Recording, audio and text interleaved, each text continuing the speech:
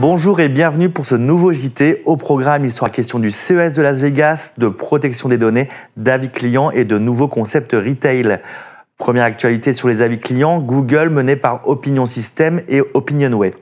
Les avis clients Google seraient un levier business certes, mais soulèveraient de nombreuses questions. Opinion System et Opinionway se sont penchés sur la perception des avis clients Google par les chefs d'entreprise. Quel est l'impact des avis clients Google sur leur activité ? Selon les répondants, de bons avis permettent un meilleur référencement local et naturel et impactent positivement sur les comportements d'achat.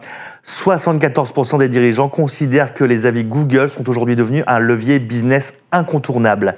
Au-delà de cette tendance, l'étude précise que les entreprises se sentent malgré tout démunies face aux faux avis. La nécessité de mettre en place des systèmes de notation alternatifs ou du moins une labellisation sur les avis Google est jugée prioritaire par près de 2/3 des chefs d'entreprise. Toujours sur le sujet de l'avis client, Facebook et eBay se retroussent les manches pour lutter contre les faux avis suite aux pressions de l'autorité de la concurrence et des marchés. Facebook et eBay ont ainsi convenu d'intensifier leurs efforts pour éliminer les fausses critiques de leur site au Royaume-Uni. Facebook a depuis mis à jour et révisé sa politique sur les normes communautaires et le commerce et affirme qu'il teste des systèmes pour détecter et supprimer automatiquement les faux commentaires.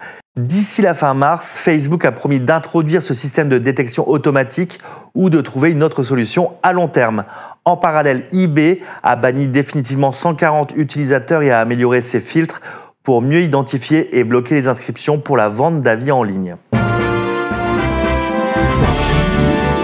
Juridique international, la loi protège davantage les consommateurs en Californie. Le California Consumer Privacy Act est entré en vigueur au 1er janvier 2020 après 18 mois de débat. Les entreprises sont désormais tenues de divulguer les renseignements qu'elles recueillent, expliciter les fins commerciales pour lesquelles elles le font et déclarer tout tiers avec qui elles partagent ces données. En outre, les entreprises sont tenues de se conformer aux demandes officielles des consommateurs pour supprimer leurs données. Les consommateurs peuvent également refuser que leurs données soient vendues et les entreprises ne peuvent pas exercer de représailles en modifiant le prix ou le niveau de service. Les entreprises peuvent cependant offrir des incitations financières pour être autorisées à collecter des données. Notons que les entreprises pourront être sanctionnées d'ici 6 mois en cas de manquement à l'obligation de transparence. Allons en Inde maintenant. L'Inde légifère pour la protection des données personnelles et l'accès aux données non personnelles. L'Inde soumet ainsi un nouveau projet de loi concernant la divulgation des données de ses citoyens proches du RGPD européen. Les entreprises indiennes qui collectent des données sur la toile devront ainsi demander aux internautes leur consentement avant de collecter et traiter leurs informations personnelles. En parallèle, la loi prévoit que les entreprises doivent céder les données non personnelles de leurs clients au gouvernement. Le gouvernement indien serait ainsi autorisé à demander n'importe quelle donnée anonymisée afin d'améliorer la gouvernance du pays. Toyota va construire sa ville prototype, du moins l'annonce a été faite durant le CES 2020 à Las Vegas. Voici l'une des annonces phares du CES. Le PDG de Toyota, Akio Toyoda, a dévoilé la construction près du mont Fuji au Japon de la Woven City, une ville prototype de 2000 habitants qui permettra de tester de nombreuses technologies. L'initiative concerne de nombreux secteurs: intelligence artificielle, mobilité humaine, robotique, sciences de matériaux, énergie renouvelable. Des salariés de Toyota ainsi que des volontaires habiteront la Woven City à temps plein pour servir de cobayes. Implantée sur le site d'une ancienne usine Toyota, la ville promet des domiciles ultra connectés équipés de robots domestiques, de systèmes automatiques pour réapprovisionner les réfrigérateurs ou sortir les poubelles et des systèmes de surveillance en temps réel de la santé des résidents. Un projet plein de promesses mais qui n'est pas sans rappeler des fictions actuelles qui tournent à la dystopie. Nous restons au Japon avec l'ANA, la compagnie aérienne qui a proposé avant les périodes de Noël des robots avatars pour permettre aux clients de faire des achats à distance. L'expérience s'est clôturée juste avant Noël, le 24 décembre précisément.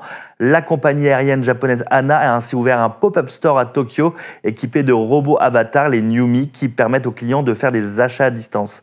Grâce à ces robots, les clients ont pu naviguer et acheter des produits comme s'ils étaient physiquement dans le magasin. Une inscription en ligne suffisait pour utiliser ces avatars. Partons aux États-Unis avec Toys R Us qui décide de filmer ses clients.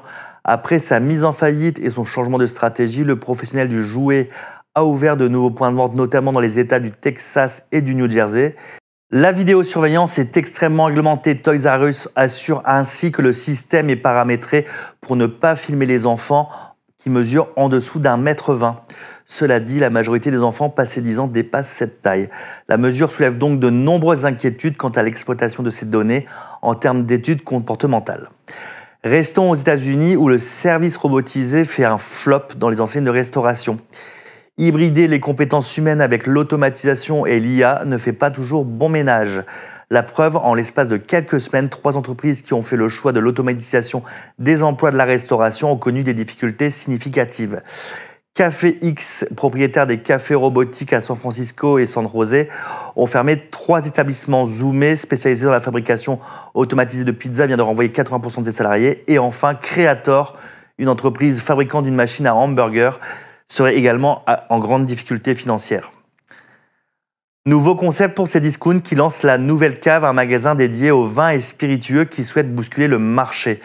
Le groupe Casino et sa filiale Cdiscount ont inauguré le 12 décembre dernier à Paris, au cœur du Marais, un lieu de vente dédié aux vins, aux spiritueux et aux bières, la Nouvelle Cave. Un concept store qui allie offres et services physiques et digitaux. La Nouvelle Cave veut rendre l'achat du vin et de spiritueux plus accessible aux néophytes, tout en répondant aux exigences des clients les plus initiés.